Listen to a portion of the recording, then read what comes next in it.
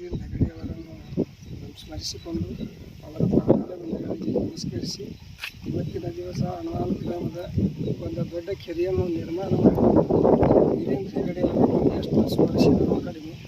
ನಾನು ಇವತ್ತಿನ ದಿವಸ ಎಷ್ಟೋ ದಿವಸದಿಂದ ನಮ್ಮ ಕೆರೆ ಹಂಗೆ ನಿಂತಿತ್ತು. ಆ ಕೆರೆಯನ್ನು ಧರ್ಮಸ್ಥಳ ಯೋಜನೆಯಿಂದ ಯಂತ್ರ ಮುಖಾಂತರ ಹಸನು ಮಾಡಿ ಎಲ್ಲ ಇಂಪ್ರೂವ್ ಮಾಡಿದ್ದಾರೆ. ಅವರಿಗೆ ನಾವು ಎಷ್ಟು ಕೃತಜ್ಞತೆ ಸಲ್ಲಿಸಿದ್ರೂ ಸರಿ, ಎಲ್ಲ ಸಹಕಾರ ಊರಿನ ಜನರು ಕೂಡ ಅದಕ್ಕೆ ಸಹಕಾರ ಕೊಟ್ಟು ಮಣ್ಣನ್ನು ಎತ್ತಿಕೊಂಡು ಇವತ್ತಿನ ದಿವಸ ಕೆರೆಗೆ ನೀರು ತುಂಬಿಸಿ ಒಳ್ಳೆಯ ಕೆಲಸವನ್ನು ಆಗೈತಿ ಅಂತ ಹೇಳಕ್ಕೆ ಇಚ್ಛಪಡ್ತೀನಿ. ಭಾಳ ಅನುಕೂಲ ಆಗೈತಿ. ರೈತರು ಕೂಡ ಇವತ್ತಿನ ದಿವಸ ಅದರಿಂದ ಮಣ್ಣು ತಮ್ಮ ಹೊಲಗಳಿಗೆ ಹಾಕಿಕೊಂಡು ಅದರಿಂದ ಉತ್ಪನ್ನ ತೆಗೆಯುವಂಥ ಇದು ಕೆಲಸನೂ ಆಗೈತಿ.